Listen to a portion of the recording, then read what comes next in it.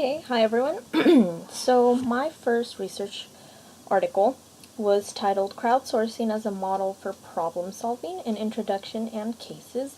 So this article basically described what crowdsourcing is and many of its successes in the present.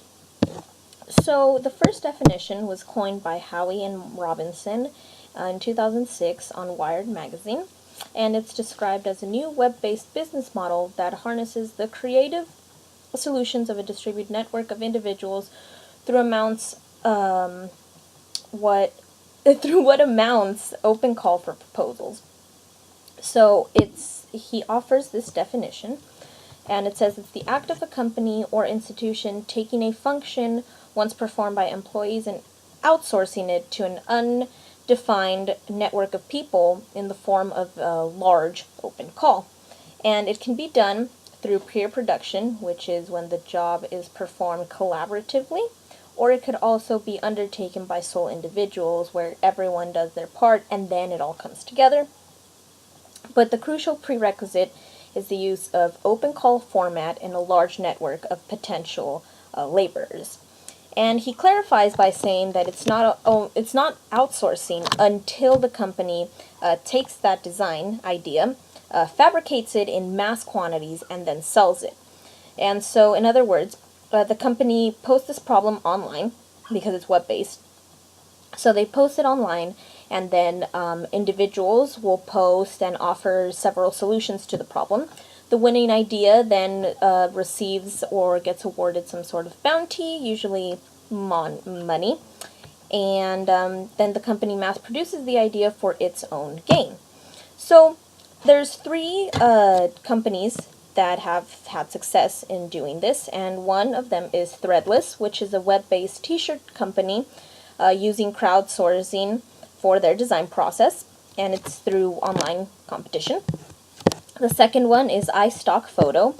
It's a web-based company that sells royalty-free stock photography, animations, and video clips, and they've had much success in this, starting in the 2000s. I'm sorry. And Innocentive, which enables companies to tap into the talents of global scientific community for innovative solutions to tough research and development problems.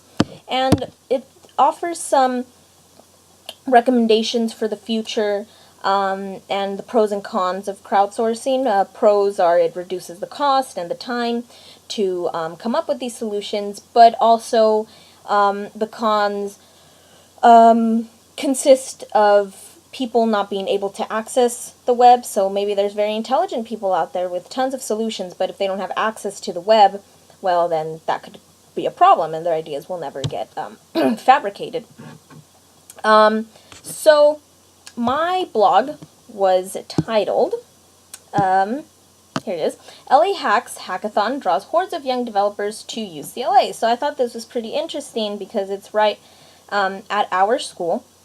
And this was actually last month in April, and April 13th, I believe, it was a weekend, 36-hour-long event, and organizers said that about 1,500 students showed up for the event, and they all gathered around in Poly Pavilion, and it was students from all over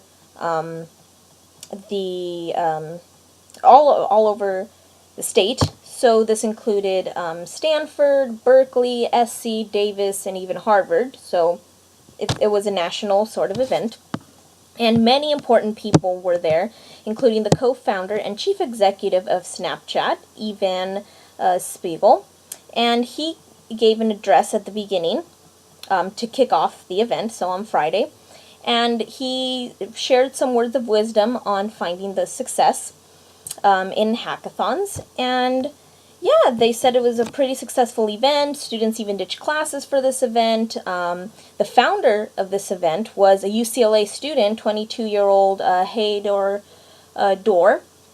He organized the event, and he said it was a mass undertaking. Of course, free food, energy drinks were all served at the event, and they hope that next year it will be even bigger. And my technology for this week would be Twitter, because anyone can have a Twitter, meaning it can just be spread around all over the world, nationally, through the colleges, everything. Anyone can have access to this information about the hackathon. And yeah, so that was my technology that I chose this week.